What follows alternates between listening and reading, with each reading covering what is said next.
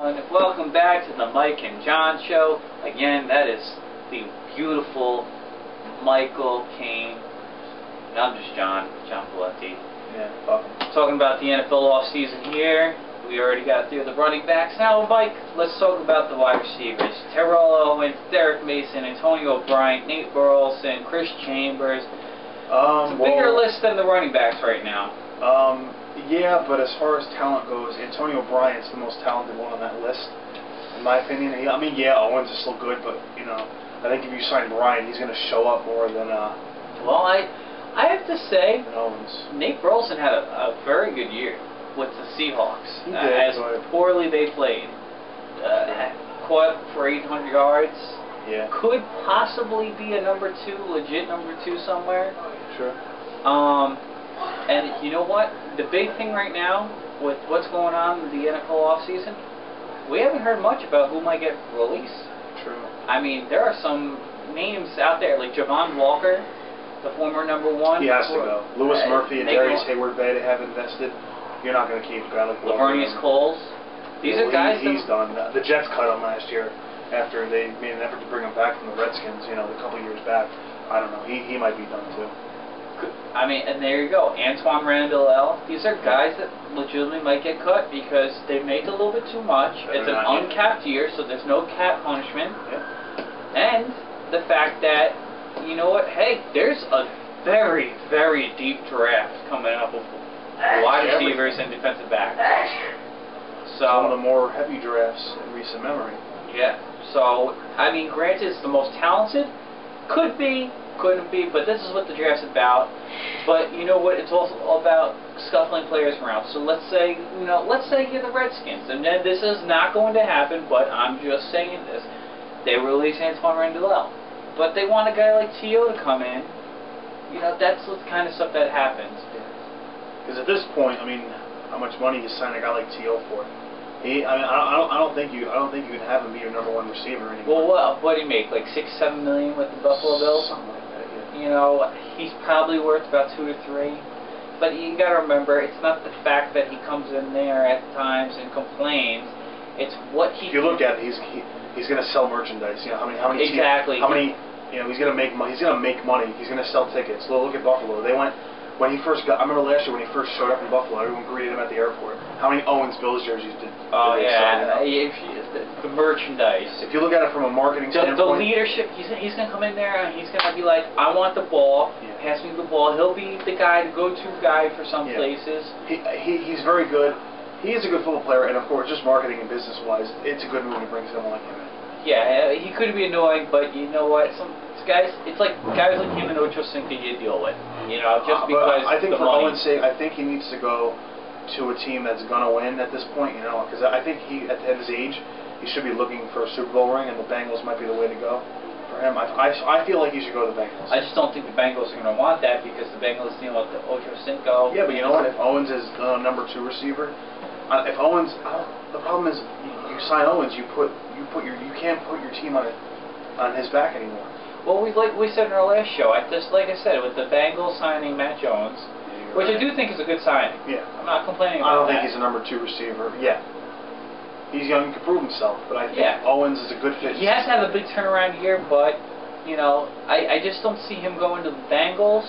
I'm not sold on it yet, but I think T.O. could land in the spot, possibly, maybe like Patriots, especially since Wes Welker's being hurt. Oh, right. That'd be something. Randy Moss and Terrell Owens. That'd be an interesting one. But it's teams like that. Maybe the Cardinals if they trade away. Yes, if they want to trade Antoine Bolden away. Yeah, very Antoine Bolden. The Ravens. Ravens definitely need help. They desperately they're a playoff team as well. So because that team is 1 or 2 offensive players away from getting further than they do. The Ravens made the AFC Championship game 2 seasons ago. Last season, actually, sorry. Just with the team that they have. Yeah. And last year, losing players, to the Jets who left with Rex Ryan. Exactly. So essentially, the team. While we're talking about the Ravens, I mean, Ravens have a free agent, big name, Derek Mason. I truly think this guy is done. I think he should retire. I think he had a great year. He won a Super Bowl with the Ravens, correct? He did, 2000. So, I mean, I think it's his time. He tried retiring at the beginning of this year. The Ravens brought him back, obviously, because it was unexpected. But then I just don't see why bother keeping him. I'd say let him walk. He's going to be 36 by the time the season gets underway. Many teams. He can't catch. His routes are very sluggish now. You go wide receiver on the draft and hope for the best. What's their number 2 receiver? Clayton. Creighton. Michael Clayton. Michael Clayton, and it's like Mark Clayton's on the Bucks. It's like I know he's so inconsistent in catching the balls, and I understand he's a former first-round pick, but don't rely on him to be your number 1 guy, and I sure as hell won't rely on him to be your number 2, because if him and Derek Mason are really struggling that much, I think it's time for a big change of wide receiver there. Having a guy like T.O. or a draft pick like you said come in. Yeah. Now hang on. Chris Chambers brings up an interesting point, because he got cut by the Chargers, but then he signed with the Chiefs, and you know what? He did a damn good job. He did a damn good job. He became the Chiefs' best offensive, receiver. He did, and you know what? I don't see any reason why the Chiefs shouldn't bring him back on a 1-year deal. I think the Chiefs cut Bradley, correct? Yeah. And which was a big move because Bradley showed a lot of promise. Yeah. He had a good 2008 season. Which what? 2008, the year before, right? Oh yeah. And then He didn't. It wasn't this year that he did so well, but it was. They also signed Bobby Wade. Obviously, Bobby Wade signing didn't do that well, but. Obviously, Chris Chambers did something. He must fit somewhere, because I say you bring him back 1-year deal. Of course, and the number 1 there is. Oh yeah, Dwayne Bowe. Dwayne Bowe. Although he got suspended at the end of the year. Which he did. He got suspended, but having Dwayne Bowe and Chris Chambers, I think that's a good lineup. And you mix that young guy in there, a rookie wide receiver, to do your slot work, and there you go. I think that's a legit team right there. Now, and then you finish off with, like you brought up before, the Bucks, Antonio Bryant. Yeah. They're not going to offer him a contract. They're going to let him walk. Yeah. Do you think it's a smart move? No, because the team's strength is the defense. The offense is kind of the problem. Not to say the defense is great, but it's better than the offense. It is better than the offense, but they really don't. The running game is good, but they need a couple of receivers. Antonio Bryant, you got to build around him. They got Kellen Winslow, which was he's injury prone. That's a problem. He's a big injury prone guy, but he worked out so far for them. Yeah. Especially the extension they signed him to. I would hope that worked out. Yeah, for real. But it seems like that's worked out. Their offensive line's pretty solid for the most part. Yeah, they just franchised Penn again, so. I think their biggest weakness was wide receiver. I don't think Antonio Bryant, granted their quarterback situation hasn't been good since the past few years, but I think they should have let him come back. I don't think they should have franchised him. I think they should try to resign him to like a 1-year, $4 or $5 million deal. Let him be your number 2.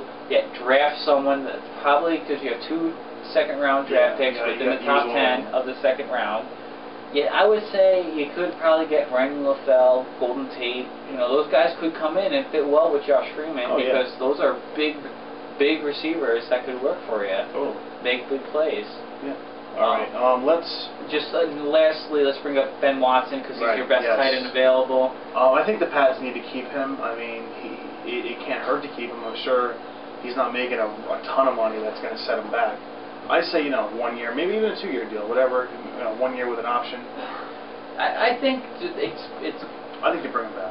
Enough time with the Patriots and Ben Watson. If they did invest the first-round pick into him, it's not working out so far. He had a decent year last year, but he's okay.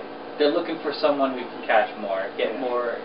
They want to play Baker tight end like Tony Gonzalez. Yeah. So can I blame him? No. So I think Aaron Hernandez, second round, that might work out for him. Yeah. But we'll be right back. Still more to go. Yeah, we'll come back. We'll move to the defensive side of the ball.